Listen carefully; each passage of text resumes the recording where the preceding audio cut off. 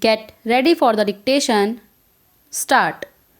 Mr. Deputy Speaker, Sir, we are happy to debate this important subject once more. As you know, the defense debate should necessarily concern all of us and it should be based on a national consensus. It is not a one party business or a one man show. It concerns the entire nation, its security and liberty, as without a strong country, everything else has no meaning. Therefore, all valid viewpoints expressed must be taken into account in evolving such a policy. We have been warned about various threats as evident in this report of the Defense Ministry, and my only criticism, if at all, I should say is that a time has come when this nation expects that those threats and our counter postures to meet those threats must be spelled out more wisely. By this, I mean that one who studies this report, unless one has access to various other documents available in abundance elsewhere, one cannot arrive at a position as to what exactly we are trying to do in order to meet the so called threat, which I certainly assert there is.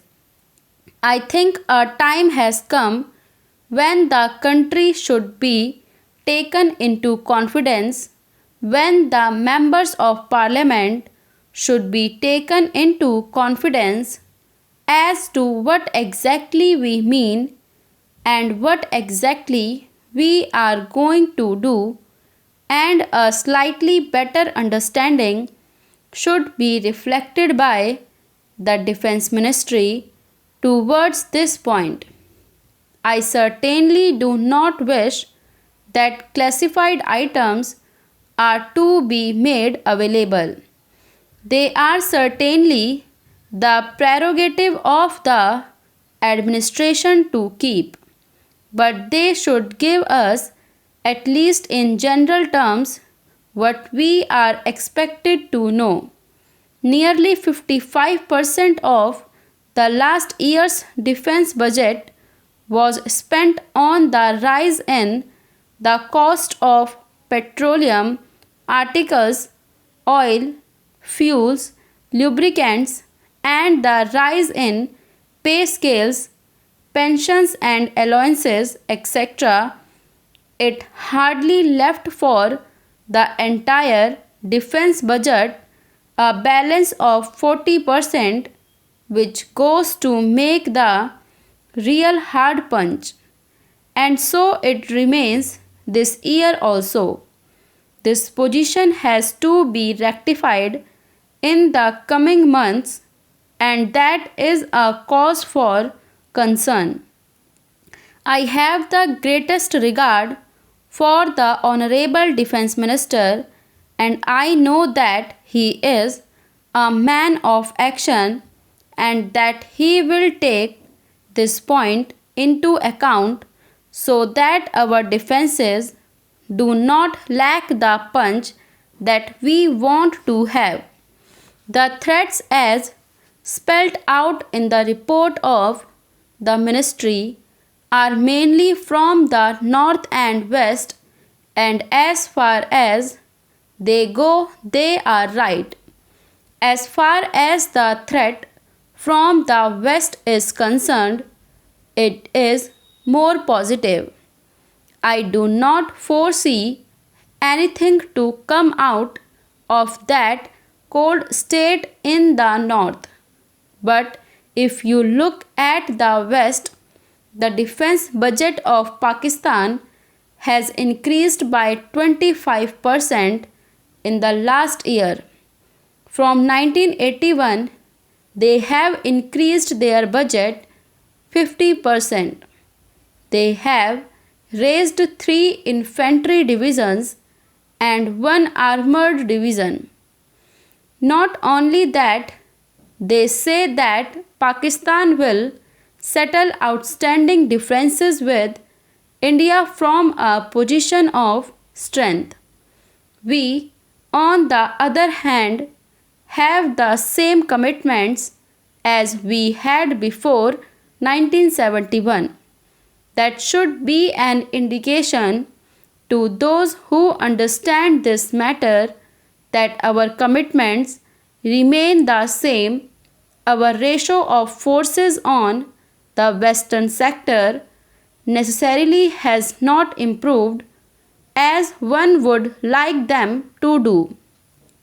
Together with this, the leadership of Pakistan is known for diverting the attention of their people from the various troubles that they have inside their country and creating tensions along the western border which concerns us. We have had the sad experience of having 3 major wars in the last 40 years. The increase in the Air Force of Pakistan has also to be noted. It is no good just not giving any importance to the idea that they do not have an industrial base and therefore it does not constitute any threat to us. I beg to remind the House that initially and basically they and we are from the same race, from the same stock, possessing the same skill and the same resourcefulness. So, one should not underestimate the capacity that they have for doing all this. I wish to say in all humility that special attention must be paid towards this.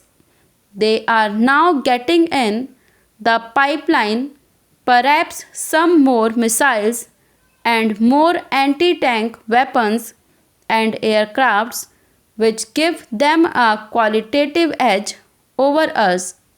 Now, the other factor that needs to be taken into account in China's own way of thinking, compelled by its own national security angles, it has left its old narrow position and has now gone into a lot of technical and technological cooperation with the Western countries.